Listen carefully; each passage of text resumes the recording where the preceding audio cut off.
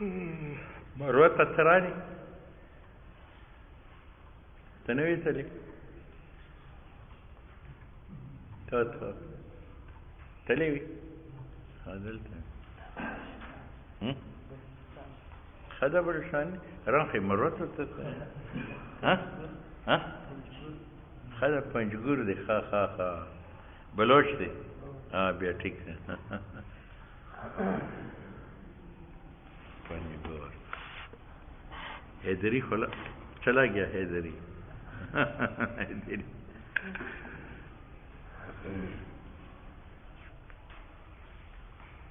حافظ حسین احمد ډېر خوشحاله چې حیدری فیل شي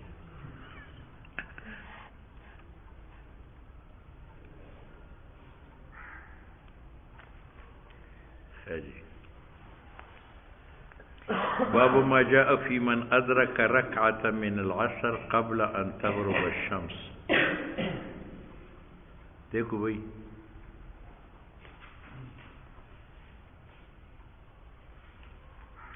اس مسئلہ میں اتفاق ہے کہ انسان غروب آفتاب سے عصر کی نماز شروع کرتا ہے اور غروب سے پہلے ایک رکعت پڑھتا ہے اور دوران صلاۃ میں غروب آفتاب ہوتا ہے اور 3 رکعت غروب آفتاب کے بعد پڑھتا ہے تو بالاتفاق یہ نماز جائز ہے. یعنی غروب آفتاب مبطل نہیں ہے صلاۃ عصر کے لیے. اس مسئلہ میں اتفاق ہے.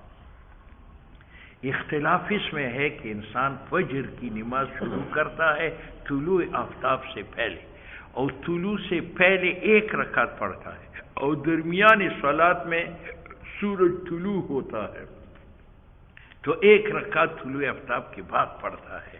اس کی نماز جائز ہے یا نہیں ہے؟ تو امام مالک، امام شافعی، امام احمد کے نزدیک جائز ہے. ان کے نزدیک جیسے غروب آفتاب مبطل نہیں ہے صلاۃ عصر کا تو طلوع آفتاب مبطل نہیں ہے صلاۃ فجر کا. اور استدلال کرتے ہیں روایت بعض اور امام صاحب کے نزدیک طلوع آفتاب مبطل ہے صلاۃ فجر کا. اگر انسان 1 رکعت فجر کا پڑھے اور پھر طلوع آفتاب ہو اور دوسری رکعت طلوع آفتاب کے بعد پڑھے تو یہ نماز نہیں ہوگی. تو عصر میں اتفاق ہے کہ غروب مبطل نہیں ہے صلاۃ عصر کا، لیکن فجر میں اختلاف ہے. ائمہ ثلاث کے نزدیک طلوع مبطل نہیں ہے صلاۃ فجر کا اور امام صاحب کے نزدیک طلوع آفتاب مبطل ہے صلاۃ فجر کا. ٹھیک ہے. ائمہ ثلاث استدلال کرتے ہیں روایت باب سے. روایت باب سے صاف معلوم ہوتا ہے کہ جو غروب آفتاب سے پہلے رکعت پڑھے اور درمیانی نماز میں غروب ہو جائے تو وہ مبطل نہیں ہے، نماز ہو گئی. اسی طریقہ سے اگر صلاۃ فجر کے دوران طلوع آفتاب ہو جائے تو طلوع آفتاب مبطل نہیں ہے. فقط ادرک الفجر، وہ فجر کی نماز پوری پڑھے. ٹھیک ہے. یہ ہے باب فی من، اس آدمی میں ادرک رکعت من العصر، جو عصر کی 1 رکعت پڑھتا ہے قبل ان تغرب الشمس تو وہ نماز پوری کرے اور غروب آفتاب مبطل نہیں ہے.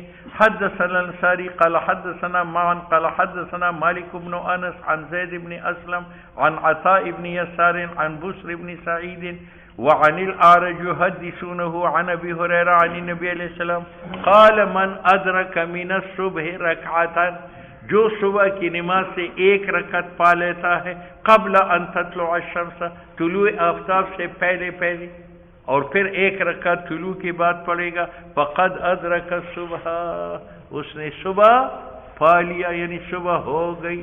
معلوم ہوا کہ طلوع آفتاب مبطل نہیں ہے صلاۃ فجر کا. ومن ادرک من العصر رکعتا، اور جو عصر سے 1 رکعت پائے گا قبل ان تغرب الشمس، غروب آفتاب سے پہلے، فقد ادرک العصر. وفي الباب عن عائشہ قال ابو عیسیٰ حدیث ابو ہریرہ حدیث حسن صحیح. اس پر قول کرتے ہیں ہمارے اصحاب شافعی، احمد و اسحاق. معنی اس حدیث کے ان کے نزدیک، اچھا جی کہاں ہے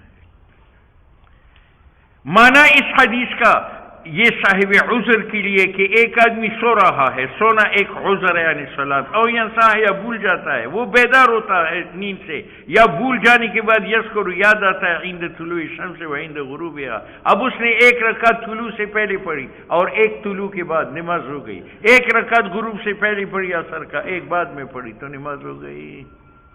ٹھیک ہے. احناف دوسری جملے کے تو قائل ہے کہ جو عصر کی ایک رکعت پائے گا قبل ان تغرب الشمس فقد ادرک العصر، لیکن پہلا جملہ ان کے خلاف ہے کہ احناف کے نزدیک طلوع آفتاب مبطل ہے صلاۃ فجر کے لیے، اور حدیث سے معلوم ہوتا ہے کہ مبطل نہیں ہے، یہاں صاف ہے من ادرک رکعۃ من الصبح، جو ایک رکعت صبح کا پڑھے گا قبل ان تطلع الشمس فقد ادرک الصبح. ٹھیک ہے. اس کا ایک جواب یہ دیتے ہیں کہ یہ حدیث دونوں جملوں کے اعتبار سے متعارض ہے ان حدیث کا جس میں نہیں عن الصلاۃ آئی ہے اوقات مکروہ میں، کہ حدیث میں ہے کہ تم غروب کے وقت نماز نہ پڑھو، طلوع کے وقت نہ پڑھو، جب سورج کھڑا ہو سر پر تو نہ پڑھو. اس سے معلوم ہوتا ہے کہ عند الغروب اور عند الطلوع جو ہے وہ نماز جائز نہیں ہے، اور یہاں معلوم ہوتا ہے کہ عند الطلوع عند الغروب نماز جائز ہے، تو یہ متعارض ہو گئے. اور اذا تعارض تساقط، تو دونوں حدیثیں ساقط ہو گئی، یہ بھی ساقط ہو گئی، اوقات نہی یعنی صلاۃ بھی ساقط ہو گئی. تو ہم نے ذہاب کیا قیاس کی طرف. اب قیاس کا تقاضا یہ ہے کہ عصر کی نماز غروب آفتاب سے باطل اس لیے نہیں ہے کہ عصر میں جب اخیر میں شروع کر لیا تو عصر کا اخیر ناقص ہے، تو اس پر وجوب ناقص آیا، تو طلوع آفتاب سے ادا ناقص ہو گئی. اور قانون یہ ہے کہ جب سبب ناقص ہو تو وجوب ناقص ہے، تو ادا ناقص صحیح ہے، لہذا عصر کی نماز کو ہم صحیح ٹھہراتے ہیں اور غروب آفتاب سے باطل نہیں سمجھتے. اور قیاس کا تقاضا یہ ہے کہ صلاۃ فجر میں طلوع ہو تو وہ مبطل ہے. کیوں؟ فجر کا اخیر جو جس میں ایک رکعت پڑھی گئی وہ کامل ہے، تو جب وقت اخیر کامل ہے تو وجوب صلاۃ فجر کا کامل ہے، تو ادا طلوع کی وجہ سے قاصر ہوا. اور جہاں سبب کامل ہو وجوب کامل ہو تو ادا قاصر صحیح نہیں ہے. اس لیے قیاس کا تقاضا یہ ہے کہ فجر کی نماز صحیح نہیں ہے. بات سمجھ میں نہیں؟ تو احناف نے جواب یہ دیا کہ یہ حدیث باعتبار صلاۃ فجر اور عصر دونوں کے یہ معارض ہے ان احادیث کا جس میں نہیں آنی صلاۃ آئی ہے، اور جب معارض ہوا تو اذا تعارض تساقط، دونوں ساقط ہو گئے. تو ہم نے ذہاب کیا قیاس کی طرف. قیاس کا تقاضا یہ ہے کہ غروب مبطل نہیں ہے صلاۃ عصر کا. کیوں؟ اس لیے کہ صلاۃ عصر کے اخیر جز میں جب اس نے شروع کیا تو سبب جز اخیر ہے اور وہ سبب ناقص ہے، تو اس پر صلاۃ عصر کا وجوب ناقص آیا. تو اگر غروب آفتاب سے ادا ناقص ہو جائے تو جائز ہے، کیونکہ اس سے پہلے وجوب ناقص تھا اور وجوب سے پہلے سبب ناقص تھا. اور قیاس کا تقاضا یہ ہے کہ طلوع آفتاب مبطل ہے صلاۃ فجر کے لیے، اور وجہ یہ ہے کہ جس وقت اس نے ایک رکعت فجر کی پڑھی وہ سبب کامل ہے تو وجوب کامل ہے، اور ادا طلوع کی وجہ سے قاصر ہوا. اور جہاں سبب کامل ہو وجوب کامل ہو تو ادا قاصر صحیح نہیں ہے. اس لیے ہمارے نزدیک صلاۃ فجر طلوع آفتاب کی وجہ سے باطل ہے. ٹھیک ہے. دوسرا جواب یہ ہے کہ من ادرک من الصبح رکعتا قبل ان تطلع الشمس فقد ادرک الصبح، یعنی فقد ادرک وجوب الصبح. اس کا معنی یہ ہے کہ غیر مقلد نابالغ تھا اور طلوع آفتاب سے پہلے بالغ ہوا جس میں ایک رکعت یہ پڑھ سکتا تھا، فقد ادرک الوجوب، اس نے وجوب پا لیا، یعنی اس پر صلاۃ فجر نفس واجب ہے، اب اس کی قضا کرے. یا پھر بگڑ کو حیض تھا اور یہ طلوع آفتاب سے ایک رکعت کی مقدار پہلے پاک ہو جائے، نو من ادرکا من الصبح رکعتن، جو صبح سے بمقدار ایک رکعت میں پاک ہو جائے، فقد ادرک وجوب صبح، تو اس نے پا لیا وجوب صبح کا، یعنی اس پر صبح کی نماز واجب ہے، ادا تو نہیں کر سکتا، کیا کرے؟ قضا۔ تو ادرک صبح سے مراد ادا صبح نہیں ہے، فقد ادرک وجوب صبح، تو اس سے مراد وہ غیر بالغ ہے جو ایک رکعت کی مقدار طلوع آفتاب سے پہلے بالغ ہو جائے، تو اس پر وجوب ہے، اس کی قضا کرے۔ اس سے مراد وہ حائضہ ہے جو بمقدار ایک رکعت کے طلوع آفتاب سے پہلے پاک ہو جائے، تو اس پر وجوب فجر کا ہے۔ جب وجوب فجر کا ہے تو غسل کر کے اس کی قضا کرے، ٹھیک ہے؟ یعنی تیسرا، اس سے مراد وہ کافر ہے کہ طلوع آفتاب سے بمقدار ایک رکعت پہلے مسلمان ہو جائے، فقد ادرک وجوب صبح، اب اس پر اس صبح کی نماز واجب ہے، یعنی اسلام قبول کرنے کے بعد غسل کرے اور نماز پڑھے۔ بات ہے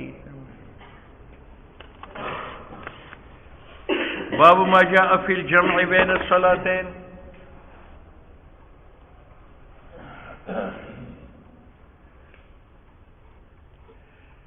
امام شافعی اور امام مالک کا مذہب یہ ہے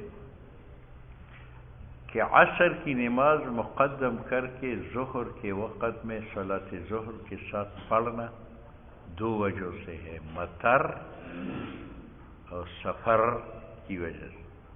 جہاں بارش ہو تو آپ ظہر کے ساتھ عصر پڑھے اور گھر چلے جائے، پھر عصر کے لیے نہ، اور جب سفر پہ آپ جا رہے ہیں ظہر کی نماز پڑھتے ہیں، عصر بھی ساتھ پڑھو اور پھر چلے جاؤ۔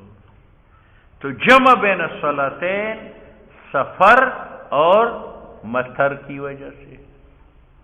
امام احمد ابن حنبل فرماتے ہیں کہ جمع بین الصلاتین کے اسباب تین ہیں، سفر بھی ہے، آپ سفر پہ جا رہے ہیں تو ظہر کی نماز پڑھنے کے لیے اترے، عصر بھی پڑھو تاکہ سفر کوٹھا نہ ہو جائے، اور مطر ہے تو آپ ظہر کی نماز مسجد میں پڑھ چکے ہیں تو عصر بھی ساتھ پڑھو پھر گھر چلے جاؤ، عصر کے لیے نہ آؤ۔ اور مرض بھی ہے تیسرا سبب، ایک آدمی بیمار ہے ظہر کی نماز کے لیے بمشکل آیا، اس کے ساتھ عصر بھی پڑھے چلا جائے۔ تو تینوں حضرات کے نزدیک جمع بین الصلاتین جائز ہوا، صرف امام مالک امام شافعی کے نزدیک اسباب دو ہے، ایک سفر ہے اور ایک مطر ہے، اور امام احمد بن حنبل کے نزدیک ایک تیسرا سبب بھی ہے، مرض ہے۔ امام ابو حنیفہ رحمہ اللہ کے نزدیک جمع بین الصلاتین جائز نہیں، نہ سفر میں، نہ مطر میں، نہ مرض میں، کیونکہ قرآن میں آیا ہے کتاب موقوتا کہ نماز فریضہ موقت ہے، وقت سے پہلے جائز نہیں ہے، ٹھیک ہے؟ جس طرح رمضان کا روزہ شعبان میں ایڈوانس رکھنا جائز نہیں ہے، تو اسی طرح صلاۃ عصر ایڈوانس ظہر کے وقت میں جائز نہیں ہے، ٹھیک ہے؟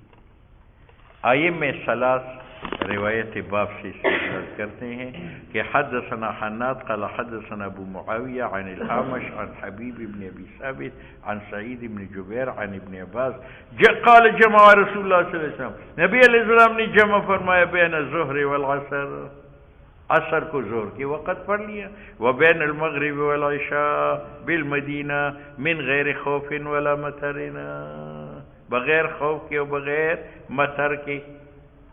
تو ابن عباس سے پوچھا کہ وما اراد بذلك، قال اراد الا تخرج امته، یہ اس لیے تھا کہ آپ کی امت حرج میں نہ پڑے، ٹھیک ہے؟ اب یہاں من غیر خوف ولا مطر تو معلوم ہوا مرض کی وجہ سے، امام احمد ابن حنبل یہاں سے استدلال کرتے کہ عذر تو ضروری ہے، اب مطر کا عذر نہیں تھا، سفر کا عذر نہیں تھا، مدینے میں تھا، معلوم ہوا کہ مرض کی وجہ سے۔ وفی الباب عن ابی ہریرہ قال ابو عیسیٰ حدیث ابن عباس قد روی عنہ من غیر وجہ رواہ جابر بن زید وسعید بن جبیر عبداللہ بن شقیق العقیلی وقد روی عن ابن عباس عن النبی علیہ السلام غیر هذا حدثنا ابو سلمہ قال حدثنا يحيى بن خلف البصري قال حدثنا المعتمر بن سليمان عن ابيه عن حنشن بن اکرمہ عن ابن عباس عن النبي علیہ السلام قال من جمع بين الصلاتين جو جمع کری بین الصلاتين من غیر عذر فقد اتى بابا من ابواب الكبائر اس نے بہت بڑا گناہ کیا. اس سے معلوم ہوا کہ من غیر عذرین گناہ ہے، اگر عذر ہے مطر کا، سفر کا، مرض کا تو جائز ہے. قال ابو عیسیٰ حنش جو ہے اس کا کنیت ہے ابو علی رہبی، یہ حنش ابن قیس ہے اور یہ ضعیف ہے عند اہل الحدیث، ضعفہ اس کو ضعیف بنایا ہے امام احمد نے وغیرہ. عمل اس پر عند اہل العلم کہ اللہ یجمع بین الصلاتین، جمع بین الصلاتین نہ کیا جائے مگر سفر میں او بعرفات یا عرفات میں ظہر اور عصر بالاتفاق ظہر کے وقت جمع کیا جائے. اور رخصت دی بعض اہل علم نے تابعین سے جمع بین الصلاتین میں للمریض وبه یقول احمد، یہ اسی سبب ہے ویسا. وقال بعض اہل العلم یجمع بین الصلاتین فی المطر وبه یقول الشافعی و احمد ویسا. اور امام شافعی نے نہیں دیکھا مریض کے لیے گناہ ان یجمع بین الصلاتین. ٹھیک ہے. امام ابو حنیفہ رحمہ اللہ ان تمام روایت سے جواب دیتا ہے کہ جمع دو قسم پر ہے. ایک جمع بین الصلاتین حقیقی ہے کہ عصر کو مقدم کر کے ظہر کے وقت میں پڑھو، اور ایک جمع سوری ہے. جمع سوری یہ ہے کہ ظہر کو وقت ظہر کے اخیر میں پڑھو اور عصر کو وقت عصر کے اول میں پڑھو. تو ہر نماز اپنے اپنے وقت میں آئی تو کتاب موقوتہ کے خلاف بھی نہیں آئی، اور جمع بین الصلاتین بھی آ گئی. باب بدء